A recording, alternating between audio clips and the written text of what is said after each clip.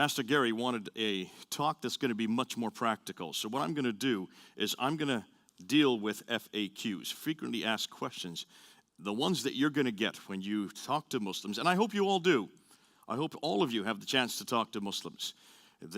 I find them to be the most engaging people to talk to. Now, I've been doing it for 37 years, but certainly I find Muslims are all asking the right questions, more so than anybody else. The questions they ask tend to always fall into two categories. One is on the person of Jesus Christ, and the other category would be on the Bible. And those are the two categories I want to talk about. I'm sure they're the ones you want to talk about. And the only people who will talk about Jesus and the Bible are Muslims. I find with other people, they just walk away. Even when I bring it up and I say, let's talk about Jesus Christ, they usually walk away. And I always tell my students, always ask those two questions. When you go up to a student or when you go up to a Muslim, ask them just two things. Just say two things to them. I believe that Jesus is God, and I believe the Bible is the Word of God. Do you have an opinion? And you're going to get lots of opinion. This is what we've been doing in London, in England, where I've been for the last 25 years. And every Sunday, we go down to a place called Speaker's Corner. Any of you know about Speaker's Corner? Okay, a few of you. Have any of you been to Speaker's Corner? Gary, at the very back. Did you ever get up on a ladder, Gary? No. Oh, dear. Well, we should have had you up if you'd come when I was there. Every Sunday, we get up on a ladder, and I'm about as high as I am right now. I feel right at home because I'm this high up. Just 2 steps, these little kitchen ladders that you have in your kitchen, just so our heads are above the crowd. And we take on sometimes hundreds. At times, we can even take on thousands of Muslims at a time. And the most radical Muslims come to Speaker's Corner. It's a magnet for radical Muslims. And the reason why is because most of your Muslims come from oral cultures. They come from countries where you give them a book, they'll throw it away. You give them a tract, they'll probably tear it up. They're not interested in reading tracts. They're not interested in reading books. They don't come from countries where they have an educational model like we have here in America that's based on reading books, writing essays, and writing papers. They hear, and then they memorize what they hear. And because of that, they love orality. They love people that actually can speak. And that's why they love videos more than anything else. And that's why I've been doing videos since 2006. We did a survey back in 2006 on YouTube. And at that time, we counted 43,000 videos that were attacking Christianity and only 17 that were taking on Islam. 43,000 versus 17. Guess who was ahead?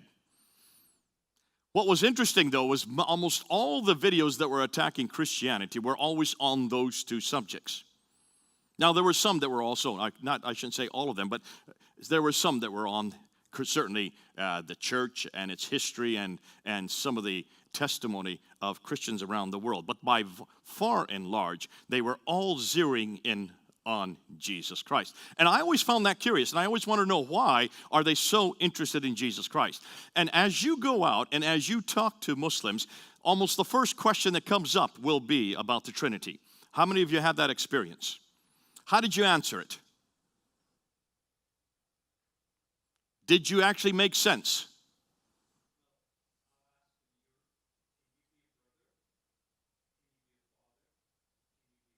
That's a heresy right there. Don't ever do that again. That is Sabellian heresy right there, because God is not Father, Son, because you cannot separate the three. But before that, be careful. Understood, but don't use that. They will hammer you with that. That's a heresy. We don't use that one. In fact, don't use any model. Every model that I've heard is heretical. Water, steam, ice, just don't use them. The best thing to do is use your Bible. Just go back to the Bible. Open up your Bible. You're doing two things, and let me tell you why. When you work with Muslims, usually when they want to hammer you on the Trinity, it's because they want to find any chink in your armor. They really want to try to overpower you, and they know that you cannot answer it because very few Christians can define the Trinity and also defend it in 2 minutes. And that's all the time you're going to get. So most Christians do like this gentleman here. Father, brother, and what's the other one? Father, brother, and son. Don't use those just because they'll run circles around that, and they'll even show you where that came from, and they'll quote the scholar that first introduced it. So stay away from those models and try to get right back to the Bible. I'll tell you why. It does two things. It gets you back to where you want to be anyways. Because I don't care diddly swat about any of your opinions, and you don't care diddly swat about my opinion. And the Muslims don't care about our opinions. What they want to know is, can you show me where the Trinity is in the Bible? Not the word. Don't even look there. It's not there. In the same token, when they ask you, where is the Trinity, if it's such an important concept, why is it not in the Bible? Ask the same question right back in their lap and say, okay, how do you define God? And the way they define God is tawhid. Tawhid means oneness. It's an Arabic word. So ask them, find the word tawhid in the Quran. It's not there.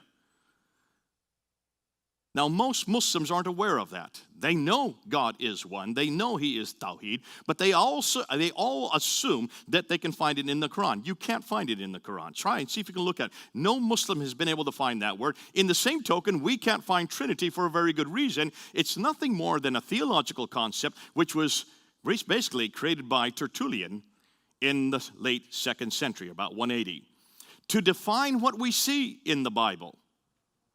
Now, when I want to talk about the Trinity, and when I want to ask, and when Muslims throw it at me, there's one of two things you can do to help them out, because Muslims are not really looking for an answer. They know that you're not going to give a good answer that they'll be satisfied with. So what you need to do is you need to play the very idea of the Trinity against them. And one of the best things I have found is to ask them, what are the names of God in their Quran? There are 99 names for Allah. And the three most popular names for Allah is Al-Rahman, Al-Rahim, Al-Wadud. You don't have to remember them, they'll know them. Ask them, what's the very first surah? What's the very beginning of the very first surah? And you'll see two of the names right there in the Fatiha, in the very first verse of the Quran. Al-Rahman, Al-Rahim, Al-Wadud. Al-Rahman means the compassionate one. Al-Rahim means the merciful one. Al-Wadud means the loving one. Those are the three most common names, the most important names for Allah. Because Allah can only be defined by His names. They've never seen Allah. He has never come to earth. They've never had a relationship with Him. They've never seen Him face to face. Therefore, they're totally dependent on these names to describe Him. And these are His eternal names. They have always existed. You don't create names for yourself. You will always have a name. And so Allah has always had these names. So ask them, okay, compassionate, merciful, loving, good names, good names. There's a problem. All three of those names require an object, don't they? Am I correct? You have to be compassionate to someone. You have to be merciful to someone.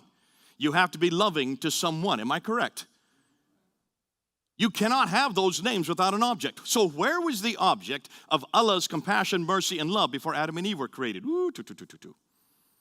We've got them.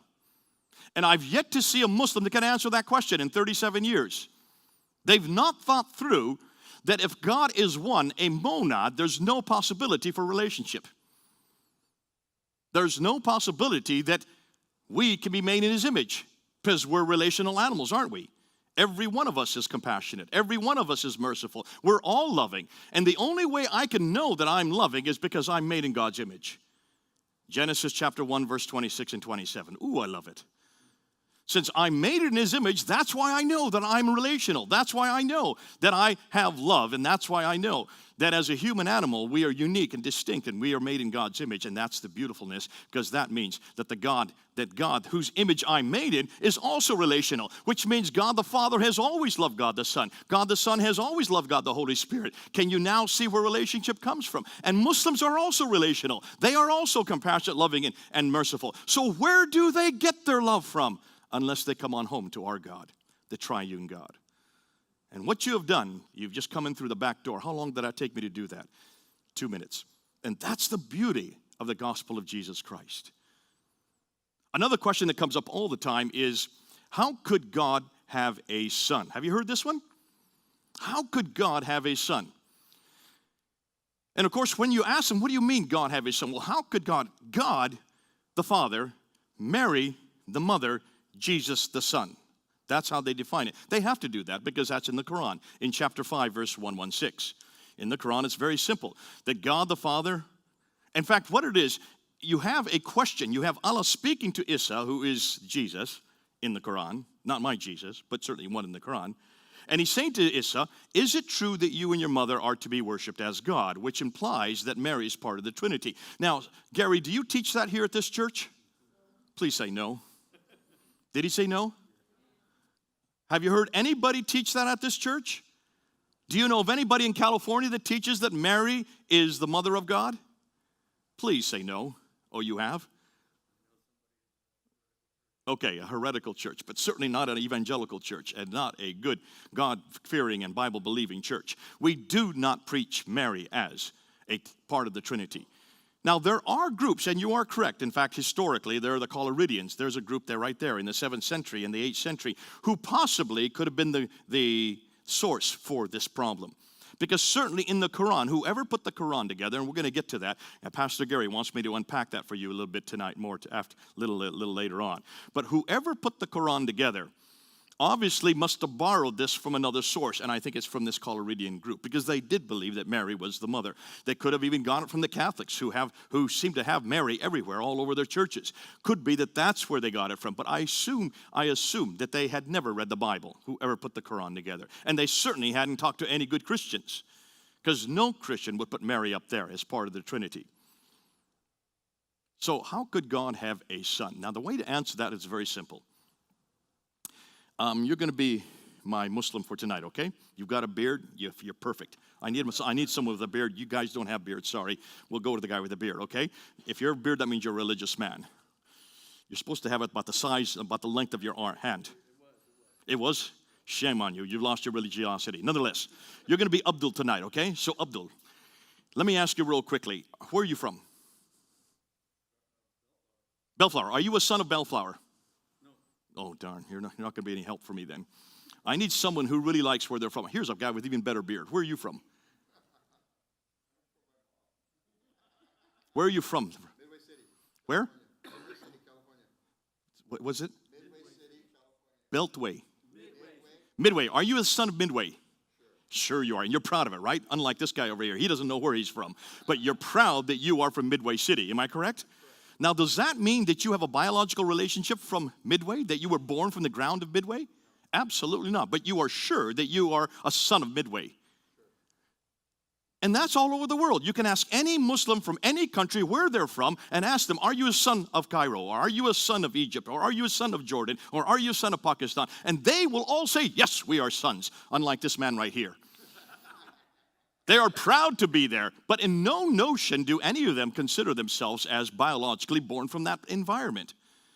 More than that, the Quran even accepts that. In chapter 2, verse 177, it says in the Quran that a traveler, someone who's going from one place to another, is a Ibn ul-Sabili. Ibn ul-Sabili means a son of the road. So in Arabic, it's perfectly legitimate to call someone who is traveling a son of the word. But no one reading that would assume that they were born from the ground of the road. There's no biological relationship at all between the traveler and the road itself. They relate to the road. It's a relational title. In Arabic, there are two words for son. One is ibn and the other is walid. And walid is biological. Ibn is always relational. So when Jesus says, because you have also ben in Hebrew, you can see that you have very much the same thing in Hebrew. When Jesus said he is the Ben Yahweh, he is the Son of God, whenever he used that title, nowhere did he ever intimate that he was a biological son of God. He related to God as a son to a father. And he has always been the Son of God, has he not? He always will be the Son of God. Am I correct? Which means there's nothing biological between God the Father and God the Son. What it does say is that if he relates to God as his Father, that means he inherits everything the Father inherits. Which means if Father is God, so is the Son. And this is one of the four major titles, divine titles, that we see in the New Testament, derived from the Old Testament. And this is one of the reasons why Caiaphas in the Sanhedrin in chapter 26 of Matthew, when he turns towards Jesus and asks him this very question, are you the Son of God? Are you the Messiah? And Jesus says, yes, it is as you say. And then Jesus went ahead and said, after that, and you will see the Son of Man coming in the clouds, referring to Daniel chapter 7, verse 14, which is a third title for divinity. Messiah is the first, Son of God is the second, Son of Man is the third. By the way, that's the one the Muslims love the most. That's the one Muslims will throw at you. They will say, you Christians, see, Jesus more often than any other, 25 times in the New Testament, referred to himself as Son of Man. He's nothing more than a man. See, Mr. Smith, he's nothing more than a man. And I love that when they bring that up, because I take them right back to Matthew 26, to the trial by Caiaphas there in front of the Sanhedrin. And I say, look and see, when Jesus used this title for himself in front of Caiaphas, look at Caiaphas' reaction. He tore his robe, turned towards the Sanhedrin, and said, what further truth do we need? This man has blasphemed. Because he knew that in Daniel 7:14, the definition of the Son of Man is right there. The Son of Man is from everlasting to everlasting, will have dominion over all tribes, nation, peoples, and tongues. Folks, who is from everlasting to everlasting but God himself? Am I correct? Exactly. So in a sense, what Jesus was saying in those 3 verses from 62 to 60, actually it's up to 66, so those 4 verses, he was saying to Caiaphas, I am God, I am God, I am God. 3 times he was saying it. Muslims will ask you, where does Jesus ever say, I am God? Take them to Matthew 26. Just open up your Bible and you will see 3 times Jesus saying, I am God. To a Jew, he was saying, I am God. Not to an American, because Jesus never spoke English. He would not have used it in English. He would have said in Hebrew. Now, the 4th time, in one of the best places, I'm doing 2 things at once. I'm killing 2 birds with 1 stone. The other place where Jesus claimed to be God was in John chapter 8, verse 58.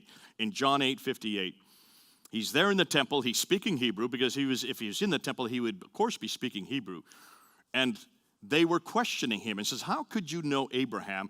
You're not even 50 years old. And Jesus replied, before Abraham was, Yahweh. Yahweh. Ooh, I love that. He was using God's holy name. He was using God's unique name. He was using God's eternal name.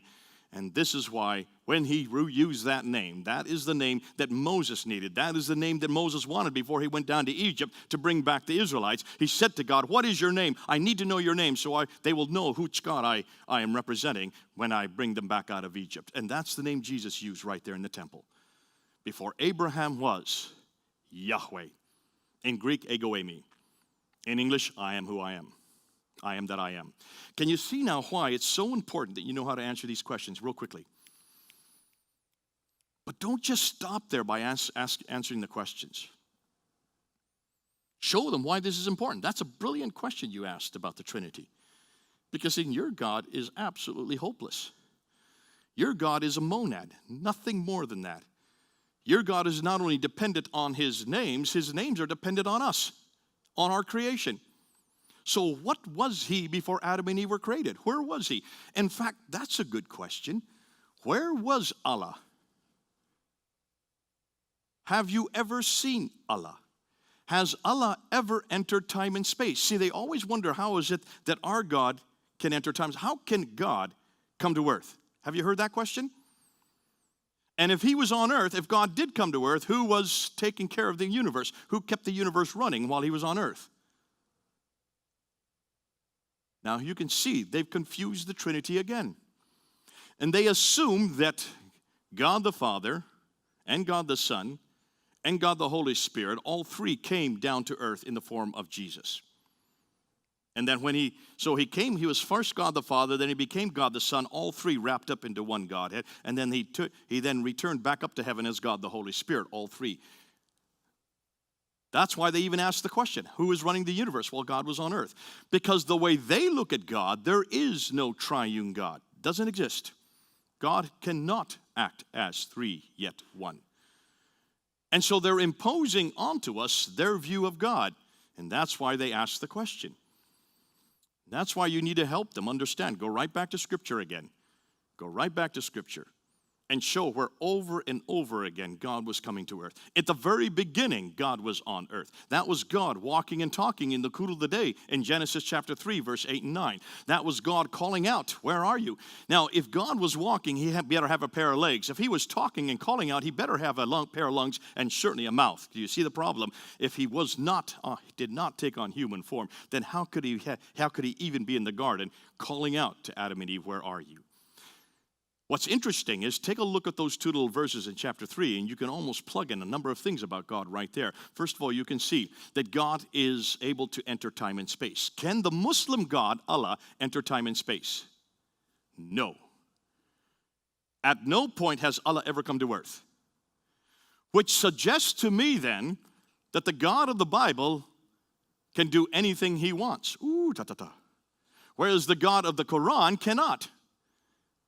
If God cannot come to earth, then he's not omnipotent. And Muslims have limited God. And I say to Muslims, don't ever in my presence say God can't come to earth. Maybe your God can't come to earth. Maybe Allah cannot come to earth. Then your God's too small. Get a bigger God. We got him. His name is Jesus Christ. Come on home. It's so easy. Because what if they're saying, and I remember I did a debate where this came up, and that was the very first question in the debate right there in Russia, in Kazan. And the clerics who were debating me at that time, they said, Mr. Smith, Allahu Akbar, God is the greater. God is the greater. But please, Mr. Smith, please don't say this infinite God, this God who is so great, took on human form and corrupted himself as a human. And I remember turning to my translator, because I don't speak a word of Russian. I said, just say to him, shame on you. He didn't want to do that. I said, no, you tell him, shame on you. Do not ever say in one sentence, Allahu Akbar, God is the greater, but he cannot become a man. Please don't say that in my presence, because you've just taken away his omnipotence. You've taken away his greatness. My God can become a man anytime he wants. And he did so right through history. He was there wrestling with Jacob. You better have a pair of legs. You better have a pair of hands if you're going to wrestle. He was there leading the children of Israel as a cloud during the day. See, he doesn't have to only take on human form. He can take on any form he wants. A cloud during the day and a pillar of fire during the night. He was in the burning bush with Moses. Oh, that's a good one you can use, because that's the bridge. You can go right into the Quran and go to chapter 20 of the Quran, because there's the same story in the Quran. See, the Quran, interestingly, is a book that has borrowed story after story after story. It has borrowed most of the material. Good 70% of the material is borrowed from other sources, and we know exactly where they borrowed them. But what's fascinating is when you look at that story, just open it up and how Muslims go to it and say, listen, now I'm going to show you two things about that story that you need to answer me. First and foremost, as Moses was coming close to the bush, a voice from within the bush in verse 10 says, Moses, take off your shoes, you on holy ground. Now hold on a minute. Can there be holy ground without God? No. By definition, if it's holy, God's there. Only where God is can it be holy, right? Can't be holy where you are. Can't be holy where I am. Can't be holy where you are. Only where God is can it be holy. So that assumes, therefore, that God was there. If they don't like that, go to verse 14. Because then in verse 14, the voice in the bush then says, truly, it is I am Allah who is speaking to you. Can anybody take on the name of Allah but God himself? According to Islam, absolutely not. So here you have a voice in the bush claiming that that place is holy, a voice in the bush claiming to be God. So ask your Muslim, was God in that bush? They have to say yes. If they say no, well, then you're going to have to tear out that story, and you can't do that to the Quran on pain of death. You do not desecrate the Quran. So immediately, can you see what we've asked? Which means that was God in the bush. That bush is on earth. That incident happened in 1400 BC. And if God could come down to earth in 1400 BC, why in the world are they so confused or are upset if God came down 2,000 years ago and spent 33 years on earth? So you can use the Quran to your advantage. Say, listen, we don't have that problem in our Bible.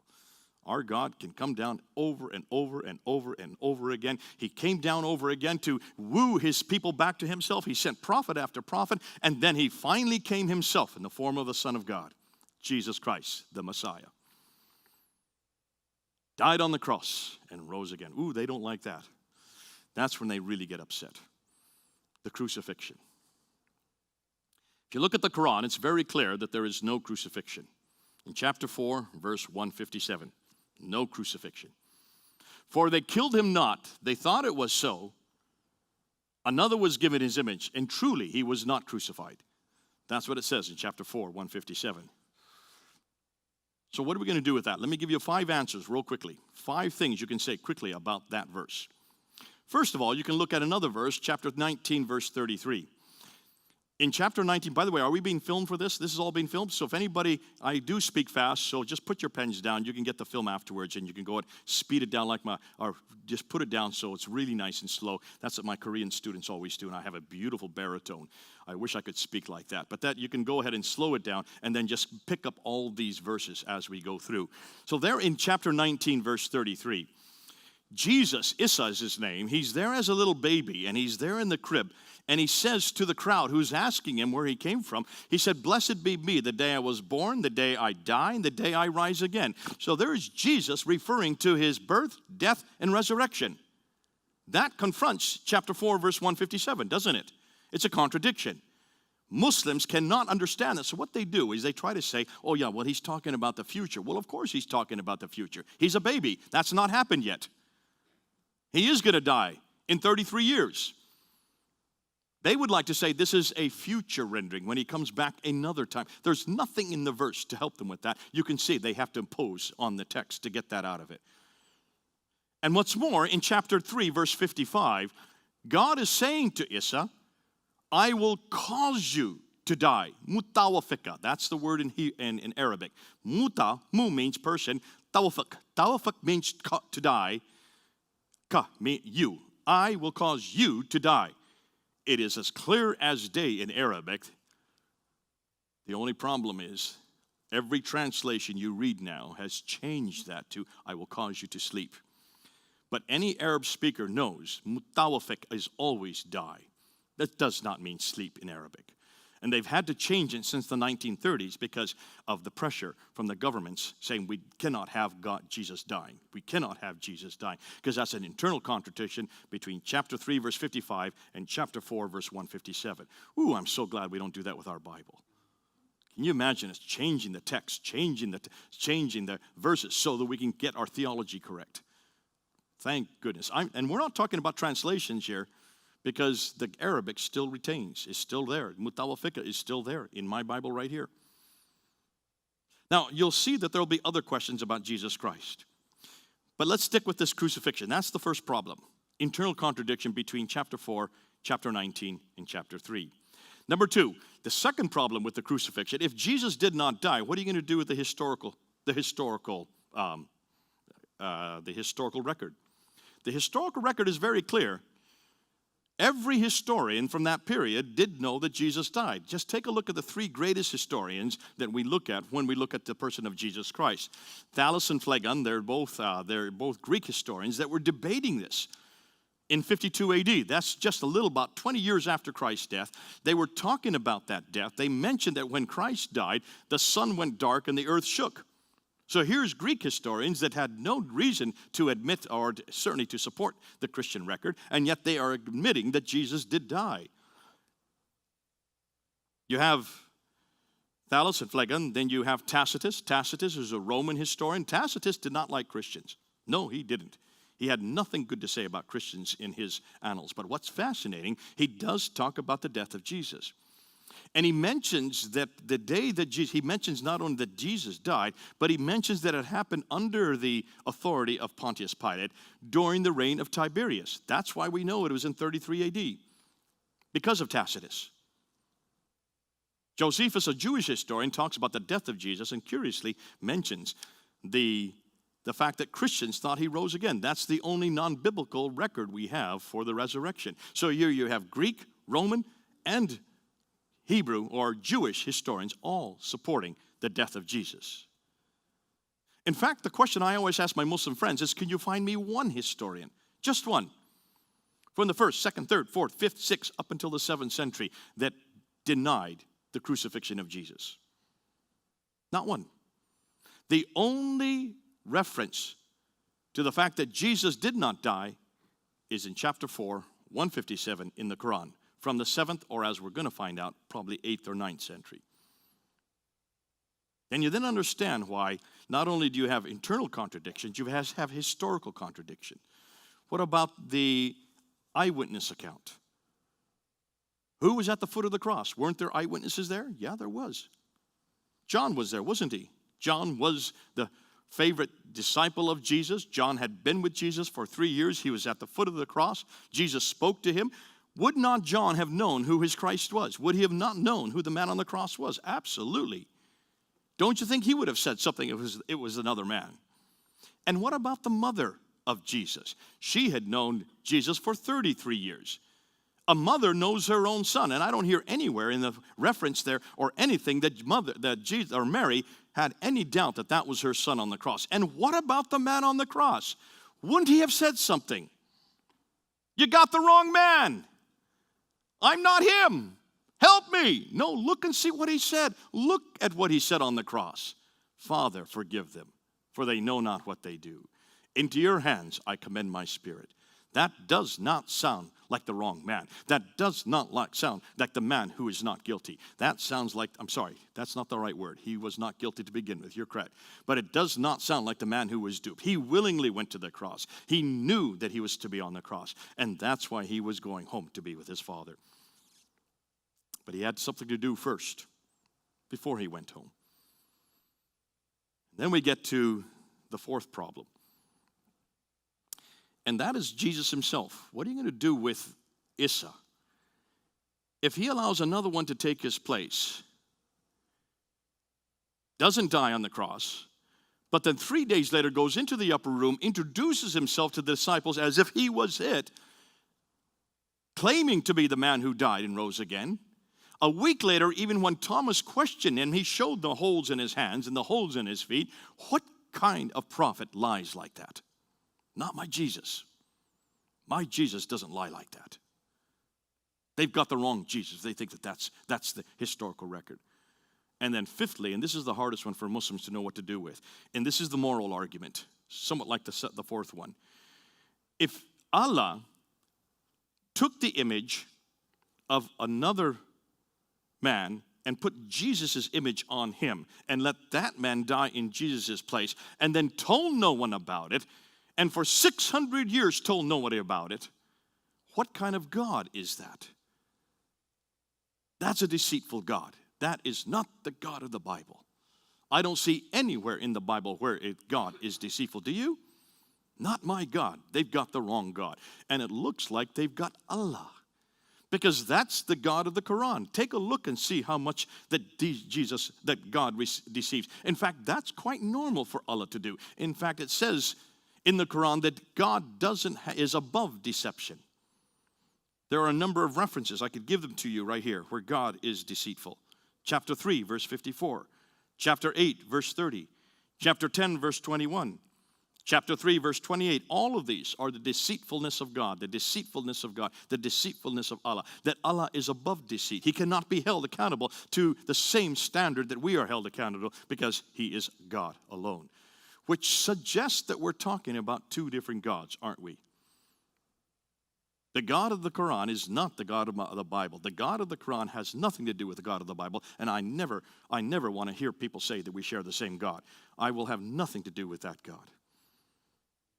And the reason why I'm coming down so hard on the crucifixion is because the crucifixion is what the Muslims attack us with. They don't confront us with the resurrection, because they don't believe that there was any resurrection. If Jesus didn't die, of course he didn't rise again. He was always alive. So we've got to deal with the crucifixion. I know you've been told that we must spend all our time with the resurrection, but that's with atheists and that's with humanists. With Muslims, you've got to confront the crucifixion. So just use these 5 points against them. Now we come to the part that Gary wanted me to get into, and that is the problem with the Quran itself, this book right here. Gary, I didn't ask permission to bring this in the room. Is that okay? It's not going to hurt anybody. It's pretty small. I keep it smaller than my Bible. You're going to see why in a few minutes. This is the book that's causing all the problems, and this is the book that we've got to confront, and this is the book that we are confronting. And what we're finding out about this book is amazing. Now, there's some stuff that I'm going to introduce tonight you've never heard before. And the reason why is because I've never heard of it before until just recently. And I spent 37 years confronting this book. I did my doctoral thesis on this book. And yet when I was doing my doctorate, when I was doing my master's also on the Quran, we never had the material that we have today. We never had this kind of material to use against the Quran. And a question you may ask is, why even talk about the Quran? Gary, could I get some water? Maybe a glass of water so I can just, or can I use this? Is this okay? There's no arsenic in it, is there? So when you look at the Quran, you need to do a comparison between these two books real quickly. And when you look at these two books, you can see they really are completely two different categories of literature. We would never make the claims about the Bible that the Muslims make about the Quran. And so let's start with their claims. The Quran, they say, is eternal. Who knows why they say it's eternal? Does anybody know the reason? Any idea? Say again? In tablets up in heaven. And that's in the Quran itself, isn't it? In chapter 85, verse 22. So it's an internal claim. It's not something that they have made up. It actually is internal to the Quran. The Quran makes that claim. So they've got to adhere to it. In chapter 85, verse 22, it talks about these eternal tablets. Now, by definition, if something is eternal, does that not mean it's co-equal to God? It's a conflict, isn't it? This is a duality. Only God is eternal. Am I correct?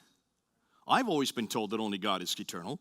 So how can you have an inanimate object, a tablet, from which this book is derived, that is co-eternal with God? That means that claim in chapter 85, verse 22, is committing shirk. Shirk is the Arabic name for adding or putting alongside another with God. Anytime you equate a thing or a person with God, that is shirk. Someone who does that is a mushrik. The people who do that are mushrikun. We are mushrikun. That's the name they give us. Because they say we have elevated a prophet, Jesus, to the status of divinity. Therefore, we're mushriks. We have committed shirk. Well, the Quran has committed shirk.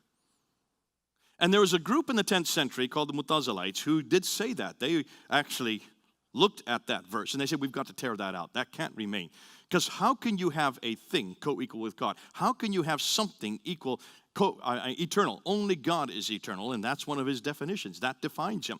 If you're going to have a tablet that's co-eternal, you have committed shirk. We have to tear that out. When they brought this to Mamun's court in the 9th century, the Qadarites, who were the ones who were an ascendancy at that time, killed every one of the Mu'tazilites. That's what they do in Islam. When they don't like something, they don't just sit there and debate it. They actually kill you. It's very clear. When you leave Islam, you get killed. It's called an apostate law. And anybody who's an apostate must be put to death. And that's in the Quran, chapter 4, verse 89. He who leaves Islam, kill him. Very simple. Every school of law, the Hanbali, the Hanafi, the Maliki, and the Shafi school, all four schools of law dictate that anybody who leaves Islam is an apostate. Apostates must be executed. The only difference between the four schools is which day you do it. Some say immediately, like the Hanbali school. The Hanafi and the Maliki school say that it must be in 3 days, and the Shafi school gives 10 days. That's it. But you must be executed. You must be executed. They do not take criticism. They do not take rejection. And that's why it's fascinating that those who actually brought this up as a problem in the 10th century were all killed off, all destroyed. And then the Qadarites shut down ijtihad. Ijtihad means to interpret the scriptures, and therefore no one could interpret scripture then for 1,000 years. Until 1905, when finally Muhammad Abduh in Cairo at Al-Azhar University reopened ijtihad. It is now open today. And so we're permitted now to critique the Quran. We're permitted now to actually ask these kind of questions. And you have all the right in the world to ask Muslims, what about that verse? Look at that verse. Does that not create a duality? Is that not suggest, therefore, there's someone else besides God, the eternal, and it's your book? So that's the first claim they make, that it is eternal. Secondly, the second claim they make is that it was sent down to a man named Muhammad between 610 and 632, or 22 years. So for 20 years, 610 to 622, where he was revealed, this revelation came to him in Mecca, and then 622 to 632, the last 10 years, this revelation came to him in Medina. 2 cities, Mecca, Medina, yeah.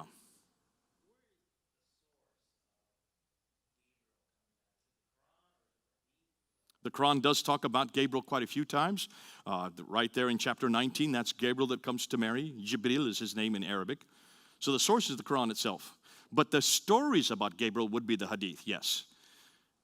Doesn't say too much. It just says that he talks to Mary and says to her that she's going to have a righteous son. That's interesting. That's in chapter 19, verse 19. And in verse 20, he says to Mary, you will be a virgin when this happens. Truly, you are a virgin. So that's beautiful because that's a bridge you can use to look at why the birth of Jesus is unique. So Gabriel is in the Quran. Jibril would the name would be. But also, Jibril is also known as the Spirit of God. Ru'ala. Now put that under your hat. So is he a spirit or is he an angel? Malaka. Both and. There's a lot of confusion in the Quran. Don't ask me to explain it.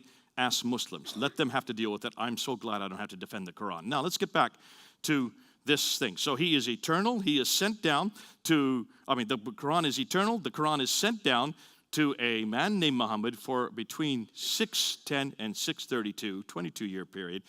But Muhammad, curiously, did not write it down during his lifetime. And the reason they say is because he could not read or write. Is that a good excuse? Have any of you, does anybody here read and write Arabic? Okay. I don't speak Arabic, but I read and write Arabic, and it took me 2 weeks to read and write Arabic. There are only 28 letters in the Arabic alphabet. 7 of them are unique.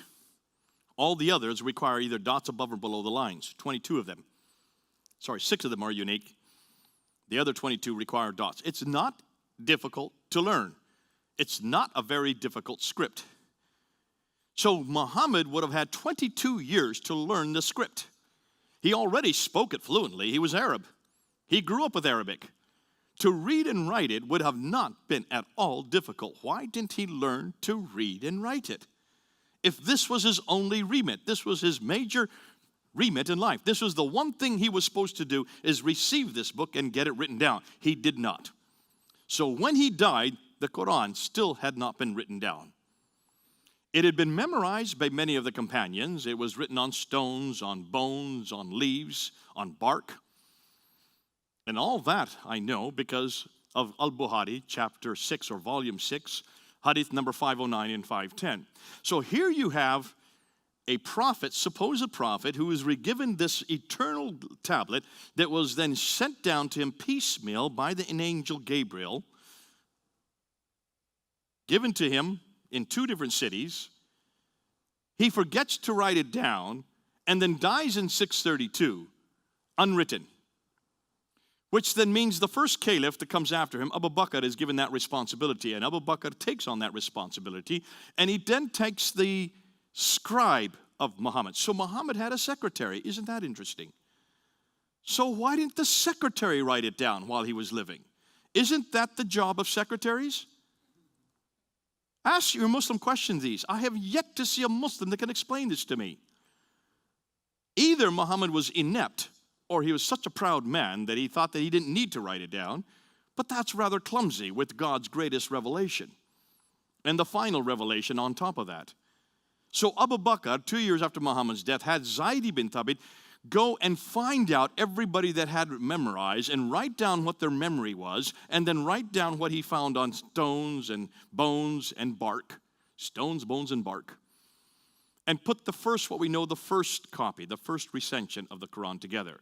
So that was done in 632 to 634, 2 years after Muhammad died. That copy was then given to one of the wives of Muhammad. Her name was Hafsa. She put it under her bed. Why? We don't know. It's obviously she didn't want to read it. If this was the greatest revelation finally written down, why don't you think she would have been curious enough to read it? What we do know is that 20 years later, at the time 652 then, the third caliph comes to power. Abu Bakr dies. Umar takes over from 634 to 644. He is killed.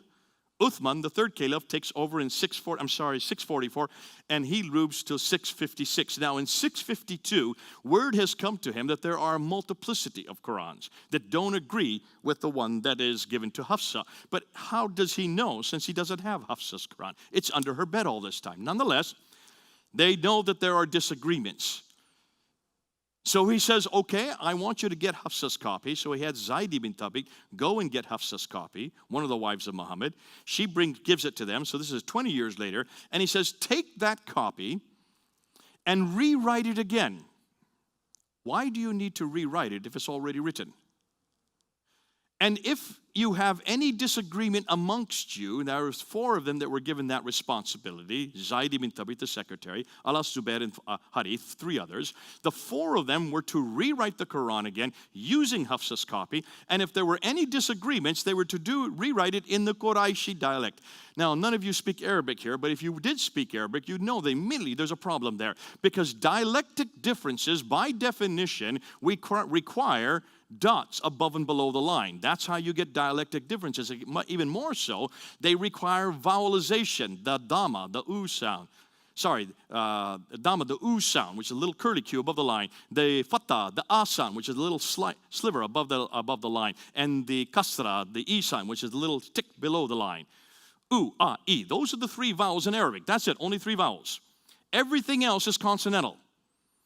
Consonant after consonant after consonant. So how can you have dialectic differences in the 7th century when there were no diacritical marks in the 7th century? There was no vowelizations. Those weren't invented till the 8th and 9th century, 100 to 200 years later. Are you following me? No, not many of you. I can see I'm losing all of you. That's all right. You don't really have to know this. People like me have to know this, because this is where we're hammering the Muslims. They have no idea how to answer that. And yet there it is. Write it in, if you have any dialectical differences, write it in the Qurayshi dialect. The reason why no one gets this, and the reason why even the Arabs certainly don't want to talk about it, is because that portion, that story, comes from a man named Al-Bukhari in the late 9th century. That's 240 years later. None of that we know about the Quran comes from the 7th century. We know nothing about the Quran from the 7th century. There's no writing whatsoever about any Quran at all in the same century that the Muhammad lived. It's all what they thought happened 240 years later, 870, redating it back to 632 and 652. Can you see a problem here? Are you starting to see the problem that's rising? Now, so they write the Quran in the Qurayshi dialect. Then Uthman goes and takes all the other manuscripts of the Quran and he burns them. Does that bother any of you? Why do you burn manuscripts? Any idea? To get rid of what evidence? Anything that disagrees. Am I correct? So obviously there must have been something that disagreed. Otherwise, what did he burn? Am I correct? Muslims, they strenuously try to deny that. No, that's not what he was burning. No, these are nothing more than dialectical differences that he was burning. There were no dialectical differences. Okay, these are nothing more than different ways of reading it. There is no way to read it if you don't have any ways to delineate the readings. That doesn't come in for another 100 to 200 years. And every time they make an excuse, we hammer them. That's why no Muslim will debate me on this anymore. They dare not debate us on this. They cannot debate us on this. And we're just getting started, folks. This is only the few of the first problems. So once they do that then, Uthman then commissions the one copy to be made into several copies, to one copy to be sent into every province of his kingdom. Now when you look at a map, you will see that there were 9 provinces at the time of Uthman. Basra, Baghdad, Damascus, Jerusalem, Cairo, Alexandria, Aden, Herat, and Nishapur. Did you count 9? I counted 9. 9. 9 Qurans to 9 cities. When I was learning Islam and when I was getting my master's and doing my doctorate, I was only told there were 4 Qurans to 4 cities. Basra, Baghdad, Damascus, and Medina. That's it. That's what I always was told. I had no idea that there were actually 9 cities at the time of Uthman. That means they have to show us, therefore, 9 Qurans from the time of Uthman. Because you're only talking about 1,400 years ago. That's not very long ago, is it? When you're talking about manuscripts. Remember, these are not papyrus. None of these are papyrus. These are vellum, these are parchment, these are manuscripts, these are codices that are written on animal skin. Animal skin is durable. If you have any doubt, take a look at what we have for parchment and vellum when it comes to the biblical manuscripts. Look and see what we've got in the British Library. Come to London, where I've been living for the last 25 years. Go look at the British Library, and you'll see the Sinaiticus right there, which is part of our tour. When we go people through the British Museum and the British Library, you'll see the Sinaiticus, the entire New Testament, from the time of the 4th century, between 325 and 350 AD. That is 300 years before the Quran. It is as pristine today as the day it was written. There's no blemish in it. It's a beautiful book. Right next to it is the Alexandrinus. The Alexandrinus is both the Old and the New Testament from the 5th century. That's 200 years before the Quran. If we could come up with those two manuscripts just in the British Library, you want to go down to the Vatican, and you have the Vaticanus, which is, again, the New Testament, much like the Sinaiticus from the 4th century, though they're known as the 3 metropolitan codices. They are all 3 to 400 years before the Quran. What's fascinating is we can come up with 365 manuscripts of the New Testament alone, either partial or complete before the 6th century. All we're asking the Muslims is one, just one of those 9 from the 7th century.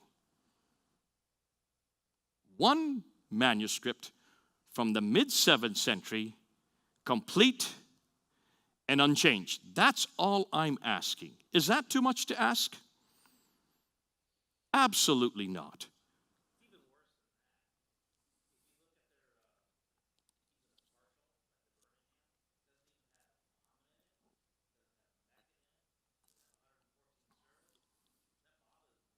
You mentioned the Birmingham folios. Do you know the dates for them? 568 to 645. When was Muhammad born? 570, died in 632. Okay, what's the problem with that manuscript right there? He's talking about the Birmingham folios. There's just 2 folios from Surah 18, 19, and 20, which was discovered in in Birmingham, but it was discovered by carbon dating in the Oxford lab in 2015. 568 to 645. Do you see the problem with that? You notice no Muslim scholar has supported those dates. Why do you think? Well, Muhammad was there in 570. No, remember, what did I say? When was the Quran written down in its final form? 652. So if the latest date of these carbon datings, the very latest date is 645, that's 7 years before 652. You can't have a manuscript or even folios that predate Uthman. And the only ones who got all up in arms, got so excited about it, was the BBC. Western scholars who didn't know the dates for Muhammad. That's why Muslim scholars have become very silent. They haven't said anything about it. It gets even worse than that. What's your name? Greg, it gets even worse than that, Greg. If you want to look and see, there's not just the Oxford lab. There's also the laboratory in Kiel, the Oxford lab. There's also the laboratory in Lille, and there's also the lab in Zurich. 4 different labs, all in Europe. They have now looked at the Sana manuscript, which is even older than the Birmingham folios. In fact, the Birmingham folios are supposedly from the Sana manuscript, and they've taken a look and they've done carbon dating on all 4 laboratories. Guess what the date they have for those carbon datings? Every one of them is prior to 550. Every one of them. The latest date for all of them is 550. They go all the way back to 443. 443 to 550. Muhammad was even born to 570. All 4 of those labs, the carbon datings for those manuscripts are before Muhammad's life, before the Quran was we've even begun. The Quran was begun in 610. Before the Quran was finished in 652. Before Islam even became. Do you see the problems? Be careful with carbon datings. We would never use carbon datings for our manuscripts because they're so inexact. But more than that, the fact that these three surahs that you're talking about, 18, 19, and 20, look at the stories that are in those 3 surahs. You have the story of Moses at the burning bush. You have the story of the 7 sleepers in Ephesus. And you have the story of Dhul Qarnayn, who's Alexander the Great. Now, none of these are unique to the Quran, are they? They're all borrowed. But those stories would have all predated the Quran, wouldn't they? So even if you went with the carbon datings, that means these are all older than the Quran because the stories are older. If you're borrowing, that means they were there beforehand. Ooh, I love it. It just makes my job so easy. So be careful of any type of scientific evidence that goes against what we're now finding out with paleographical evidence. Now, Greg, just continue on from that. Can you then see why Muslims have now kept quiet about these new findings in Kiel, in Zurich, in Lille, and also in Oxford? It's all over, yeah. In fact, it's public information in that the people that are putting it public don't want their names to go with it because they know that they could have death threats. It's published, though. It's right out there. But let's continue on. Regardless of the carbon datings, and the carbon datings are so inexact, no one's using them anymore, let's go back and let's find out what we do know. What do we know about these 9 manuscripts? We can't find any of them. However, we can find 6 of them that do not come from the 7th century, but the 6 oldest manuscripts that do exist in the world today. Does anybody know what the 6 are, or even one of the 6 are? The Sana, that's one. That's in Yemen. No, not the Birmingham. That's just 2 folios. Topkapi in Istanbul, Turkey. The Petropolitanus in Paris. This man's good. Oh, you took my course. Okay. All right. Well, then you're a good student if you remembered all these. So that's 3 of them. You're halfway there. What's the one in London? The Ma'il. Okay, Ma'il in London. And there's one more real famous one. In Cairo, that's the Husseini. Not so famous, but you're missing the most famous, and that's the Tashkent one. The Samarkand in Tashkent, Uzbekistan. So you have the Topkapi, which is in Turkey. You have the Samarkand, which is in Tashkent. You have the Ma'il, which is in London. The Petropolitanus, which is in Paris. The Husseini, which is in Cairo. And then the best one, my favorite one, is the Sana'a, which is in Yemen. The newest one that was discovered in just 1975, when they were washing out the dome of the mosque there in Sana'a.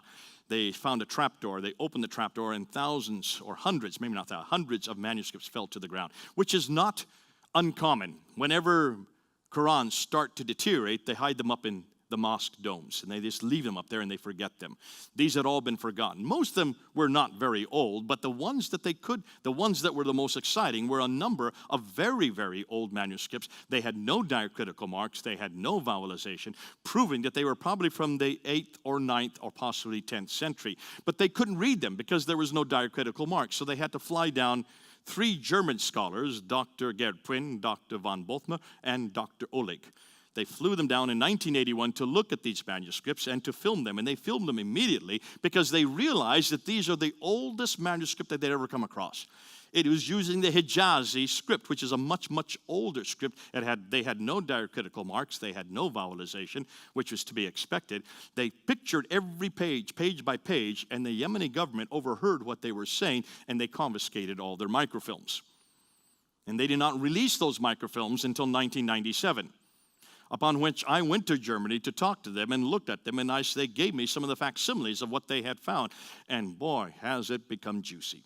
Now, we'll get into that, but let's continue with these 6 manuscripts. What do we know about these 6 manuscripts? We didn't know too much until recently because we had no access to these 6 manuscripts. We were finally given access, not us, but the Muslim scholars, Dr. Tahir Atakuluc and Dr. Ekmel Nisanalu, 2 of the world's foremost Muslim scholars on the Arabic text, were given access in 2002. And for 5 years, they looked at these manuscripts. They studied all 6 of them. They did forensic testing on them, and they came up with their conclusions in 2007. That was printed up in 2009. It was translated into English in 2013.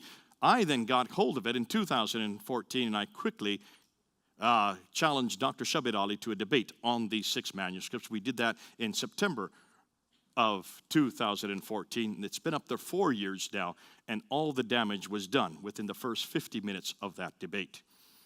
The reason why is that this is the first time we were able to look at that manuscript. And what we found out is that those manuscripts, and what we found out is that not one of those 6 manuscripts was from the 7th century.